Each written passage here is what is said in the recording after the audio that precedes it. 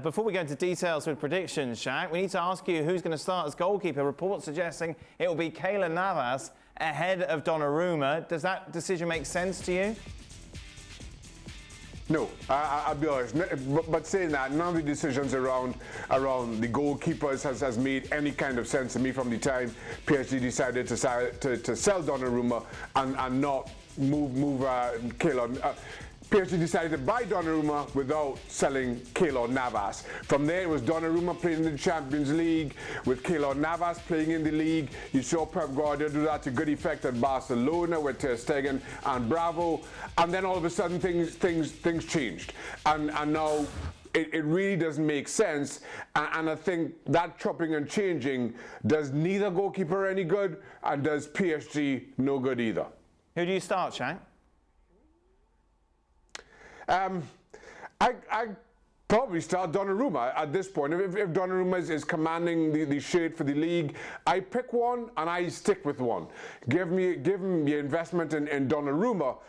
You stick with him and you start entertaining suitors for Keylor Navas for this summer. And you stick with one because, as I say, it's not helping either goalkeeper. Let's check out everybody's predictions, shall we then, ahead of the big game in Paris. I wonder what the scoreline is going to be in the first leg and who is going to go through.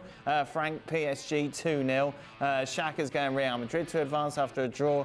Stevie's going for Real Madrid to advance. Robbo is going for PSG. Why PSG so convincingly for you, Frank? Well, I think simply because for me they're better than Real Madrid. I think we are putting the standard of the Liga in a level where they were like 3-4 years ago, but not where they are now. Some names have left the La Liga. It's not the same level for me. We can see that Real Madrid is struggling, and when I watch some games, I don't see La Liga that I used to see. So I have a tendency to think that if Paris Saint-Germain players, especially at front, they are in a good form and they are pretty fortunate, they can murder, especially Real Madrid in the second leg at Santiago Bernabeu in a counter-attack. So it can be even worse in Real Madrid, in the second leg for Real Madrid. Why Madrid? Well, I agree with Rob when he said that for PSG to win this game, they're going to have to play a high tempo. That's not just with the ball.